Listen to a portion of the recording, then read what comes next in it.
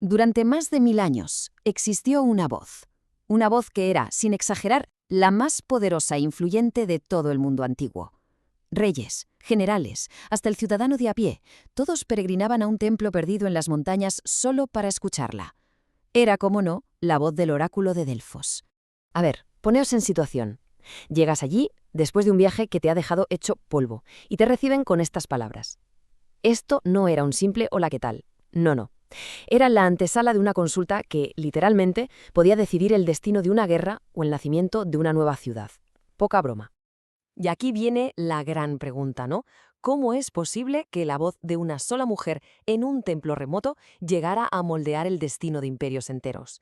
Pues la respuesta es compleja, porque no se trataba solo de profecías. Había una maquinaria increíble de poder, de fe y, como vamos a ver, hasta de geología. Vamos a meternos de lleno a desentrañar este misterio. Vale, para resolver este enigma vamos a seguir un plan.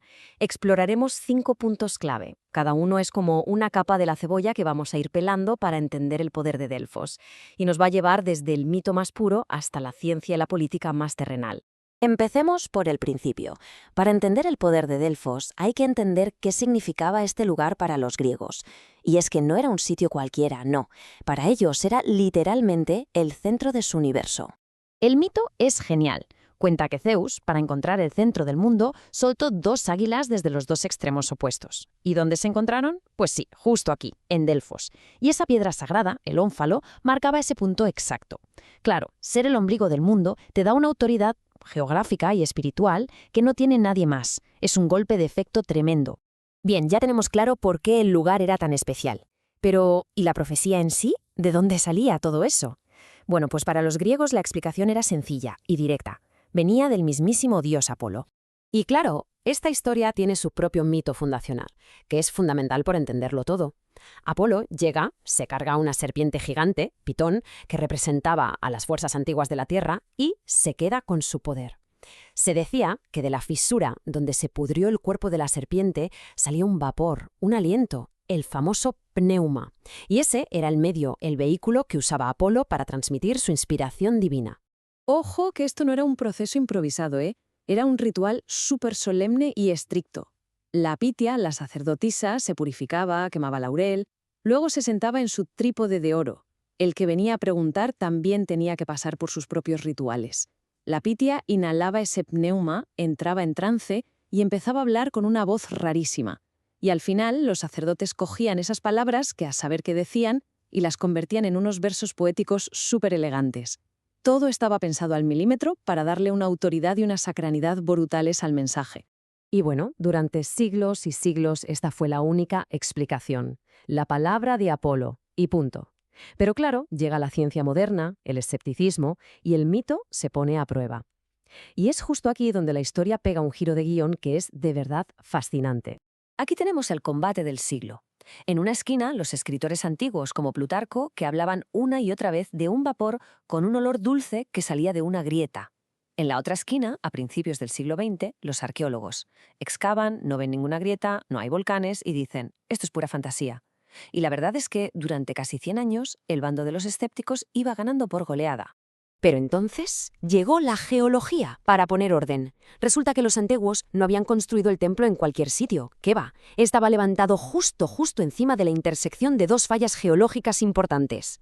Esto creaba una especie de suelo todo agrietado por debajo. Vamos, la chimenea natural perfecta para que los gases del subsuelo se colaran hacia arriba. Y aquí viene lo bueno. La fricción de esas fallas calentaba la roca caliza de la zona, que era rica en hidrocarburos, y ¡zas!, se liberaba un cóctel de gases. ¿Y qué había en ese cóctel? Pues entre otras cosas, etileno, un gas que tiene un olor dulce, justo como lo describía Plutarco, y que además puede provocar un estado de euforia, como un trance. De repente, el mito antiguo y la ciencia moderna se daban la mano. Era increíble, encajaba todo a la perfección. Pero ojo, que la cosa no acaba aquí. Tener a los dioses de tu parte y un suministro de gas natural psicotrópico está muy bien, pero para mantener ese nivel de poder durante siglos necesitas algo más. Necesitas una estructura humana, una organización que proteja todo el chiringuito y proyecte esa influencia. Y aquí es donde entra en escena la Liga Anfictiónica. Para que nos hagamos una idea, podríamos pensar en ella como una especie de primera ONU del mundo griego. Era una alianza de ciudades-estado que tenían un objetivo común y principal: proteger a toda costa la independencia y la pasta, que era mucha, del santuario. Y no estamos hablando de 4 aficionados, ¿eh? Sus poderes eran gigantescos. No solo gestionaban el templo, ¡que va! Actuaban como un tribunal internacional, organizaban los Juegos Píticos, que eran casi tan importantes como los Olímpicos, y lo más fuerte de todo, podían declarar la guerra, las llamadas guerras sagradas. O sea, que el poder de Delfos no era solo espiritual, ni mucho menos, era un poder político y militar de primer orden. Y si alguien lo dudaba, la primera guerra sagrada lo dejó bien clarito. Una ciudad vecina, Crisa, se pasó de lista y empezó a cobrar un peaje a los peregrinos. ¿La reacción de la Liga? Pues no se anduvieron con chiquitas. Declararon la guerra, movilizaron a sus miembros y después de 10 años de conflicto arrasaron Crisa hasta los cimientos. El mensaje no podía ser más claro. Con Delfos no se juega. Bueno, a ver, recapitulemos. Ya tenemos la geología, tenemos la religión, tenemos la política, pero nos falta la pieza final del puzzle. Una pieza que es mucho más sutil, pero que quizá sea la más poderosa de todas: la naturaleza de las propias profecías. Y para explicar esto, nada mejor que un ejemplo, probablemente la profecía más famosa de Delfos, la del rey Creso de Lidia, un tipo que era lo más rico y poderoso de su época. Él va y pregunta si debe atacar a Persia, y la respuesta que recibe parece, pues, una luz verde en toda regla. El resultado, un desastre total.